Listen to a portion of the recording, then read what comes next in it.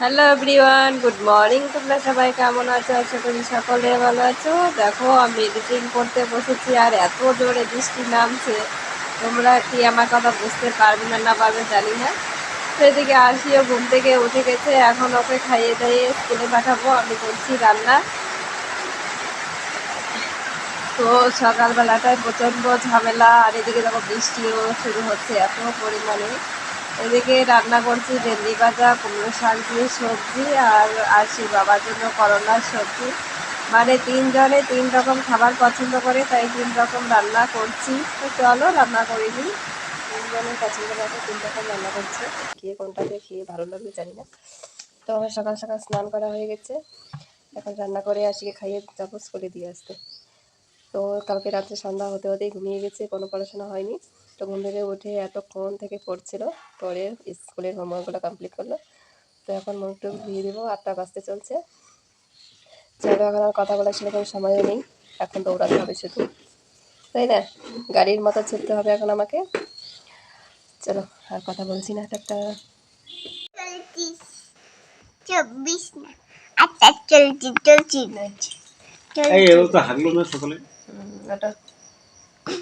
বাবু তো খাওয়া দাওয়া করিয়ে এখন দেখো আমি রেডি করিয়ে দিচ্ছি, আর ওদিকে ওর টিফিনটা বসিয়েছি, তাই বারে বারে যাচ্ছি ওটাও দেখতে। আর এদিকে টাইম যেহেতু হয়ে গেছে, রেডিটাও করাতে হবে।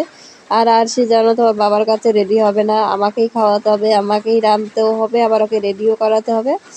তারপরে আমার রেডি করানো হয়ে গেছে। তো চলো, পরে আরশি যাবে, তারপরে কথা বলছি।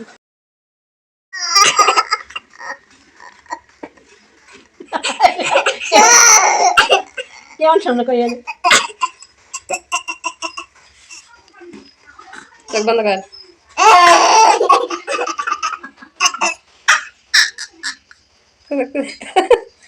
মনে হয় যে দম ফেলাইতে পারে না, এমন মনে হয় না? আমাদের কাছে এরকম মনে হয় যে দম ফেলাইতে পারতেছে না। এই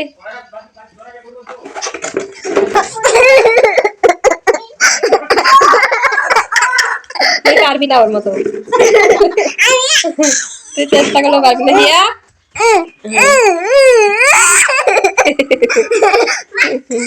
হিয়া সুন্দর করে। তো এদিকে চলছে বাচ্চাদের খেলাধুলা। তো এই বাচ্চাটা দেখতে পাচ্ছ, ও যে এত রকম মানে মুখের ডিজাইন এত কিছু পারে, আসিও চেষ্টা করে কিন্তু ওর মতো পারে না। কিন্তু এ অনেক কিছু পারে, সত্যি সত্যি আমাদের হাসতে হাসতে একদম কি বলবো। তো চলো আর কি বলবো। তারপরে দেখো ওরাও বাড়িতে চলে গেল, আমরাও দুপুরে খাওয়া দাওয়া সেরে এখন সব কিছু বের করে নিয়েছি। খাওয়া দাওয়ার মানে খাওয়াও জ্বালা, বুঝেছো?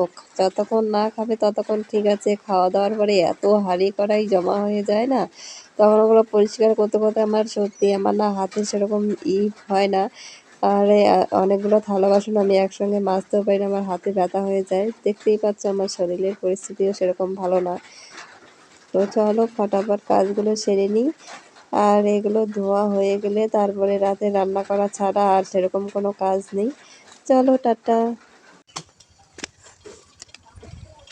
চলো থালা বাসনগুলো মেজে নিই, তারপরে কথা বলছি। এভাবে ভিডিওটা অনেকটা বড় হয়ে যাবে, আর প্রচণ্ড কষ্ট হচ্ছে, কাজ করতে ইচ্ছে করছে না। তবু কী করবো, খাওয়া দাওয়া করেছি, কাজ তো করতেই হবে। আজকে ভিডিও এখনও এডিটিং করা হয়নি, এগুলো ধুয়ে ভিডিও এডিটিং করব, তারপরে যাবো আপলোড দিতে। চলো টাটা।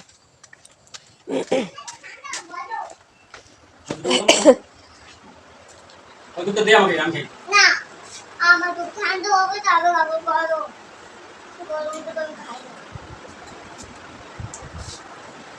এদিকে দেখো ওদেরকে দুধ গরম করে দিয়েছি খেতে, তো ভিডিও করছি বলে আশীর্বাদ এরকম করছে। তো চলো আজকে ব্লগটা এ পর্যন্ত।